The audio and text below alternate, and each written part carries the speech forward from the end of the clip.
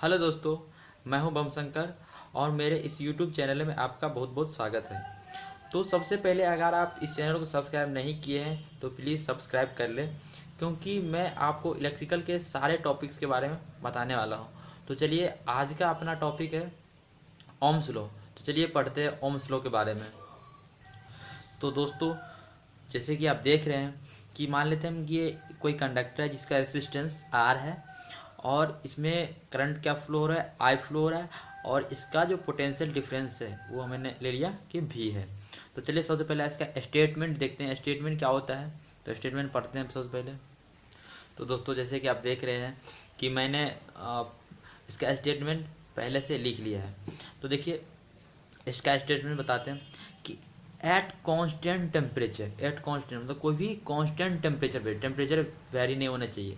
तो at constant temperature the potential difference across a conductor is directly proportional to the current flowing through them.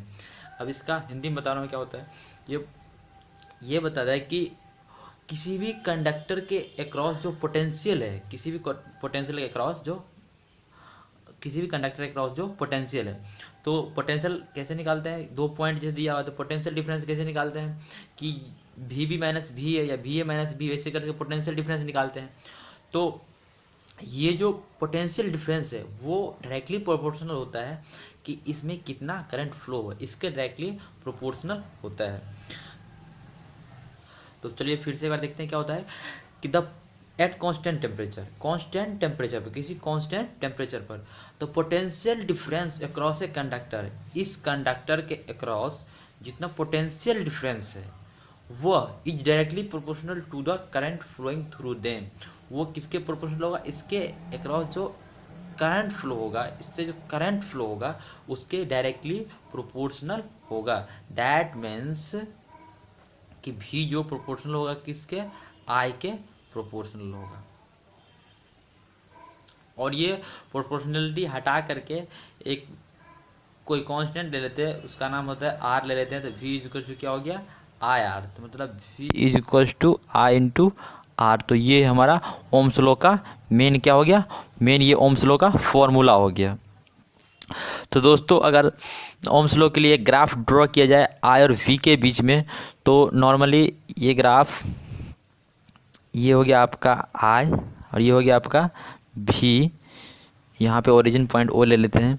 तो ये जो इसका slope आता है ये आर होता है। तो आर इसका स्लोप होता है। तो आर इज इक्वल टू हमेशा होता है वी अपॉन आई। और जब इस एंगल को हम लेते हैं थीटा, तो R is equal to V upon I, और इसको बोल सकते हैं अपन टेन थीटा। और टेन थीटा पता है हमें कि टेन थीटा हमेशा स्लोप देती है, तो इसीलिए आर जो है टेन थीटा इक्वल स्क्वायर होगा।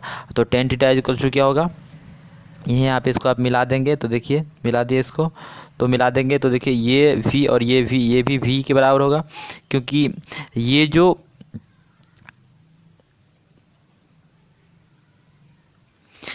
जो लाइन है ये इन दोनों के मिड में खींचा गया है। तो जितना ये डिस्टेंस होगा, जितना इसकी लेंथ होगी उतना ही इसकी भी लेंथ होगी, दोनों आपस में पैरेलल होंगे।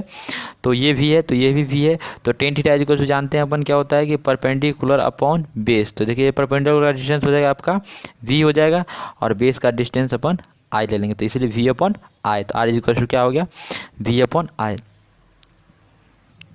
और दोस्तों ये आपका ग्राफ हो गया, ये आपका फॉर्मूला हो गया। और आपको मैं अब एक और चीज़ बताऊंगा, इसका ट्रायंगल, ओम्स लॉ ट्रायंगल होता है ना, ओम्स लॉ ट्रायंगल, तो ओम्स ट्रायंगल बताता हूँ। तो ये कोई ट्रायंगल हो गया आपका,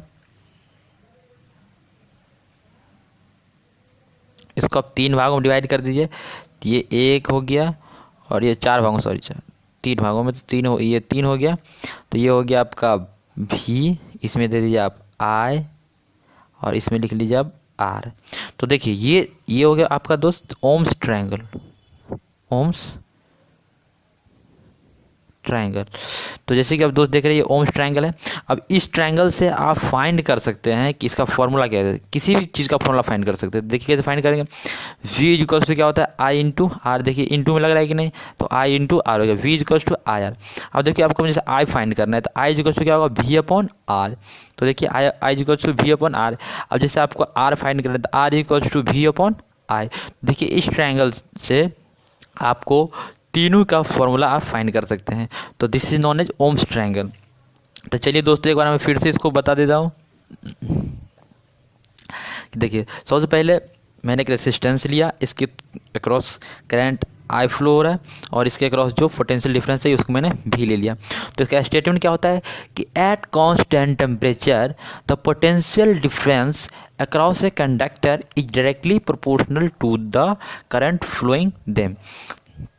तो इसका मतलब ये हो कि बोला कि कांस्टेंट टेम्परेचर पे किसी भी कंडक्टर के अक्रॉस जो पोटेंशियल डिफरेंस होगा वो डायरेक्टली प्रोपोर्शनल होगा किसके, उसमें जो करंट फ्लो होगा उसके। तो v प्रोपोर्शनल टू i, तो प्रोपोर्शनलिटी हटा करके एक कांस्टेंट ले ले, उसको दे दिए r, तो v इक्वल्स टू क्या हो गया आर आई, तो इसको लिख लिए, तो v equals to I R. अब i और v के बीच में एक हम ग्राफ ड्रॉ करेंगे, i और v के बीच। तो देखिए ये रेसिस्टेंस दे रहा है हमको, तो resistance r equals to 10 theta, तो ये हमेशा r क्या देगा, स्लोप बताएगा। अब देखिए दोस्तों कि एक ओम्स लॉ ट्रायंगल मैंने ड्रॉ किया, तो ओम्स लॉ ट्रायंगल से आपको तीनों चीज़ का फॉर्मूला फाइंड कर सकते हैं। v का फॉर्मूला देखिए v equals to I into r, I का formula v I equals to v upon r, और r का formula r equals to v upon I. तो तीनों का फॉर्मूला हम फाइंड कर सकते हैं।